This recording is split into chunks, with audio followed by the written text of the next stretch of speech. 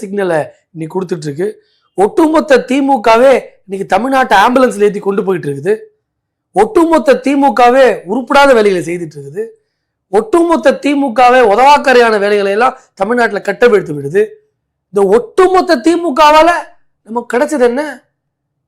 திமுக என்கிற கட்சி தேவையில்லாத ஒரு ஆணி. அந்த ஆணியை பிடிங்கி எறிவதற்கு என்டிஏ கூட்டணி இன்னைக்கு வலுவடைந்து இன்னைக்கு நாடு முழுவதும் போய் பிரச்சாரம் செய்யறோம். வெகுஜன மக்கள் எங்களை விரும்பி அவமோதித்து வரவேற்கிறாங்க, அவங்களை அவமானப்படுத்தி தடுத்துறாங்க.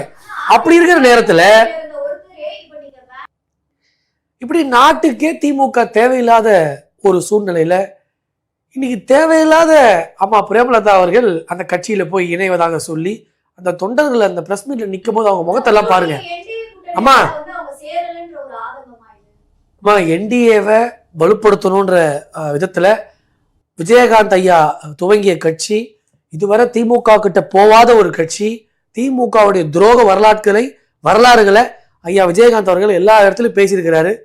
அப்படிப்பட்ட ஒரு வாதம் வைத்த ஒரு கட்சி இன்னைக்கு அந்த திமுக கூடாரத்திலே போய் சேர்ந்துருச்சு.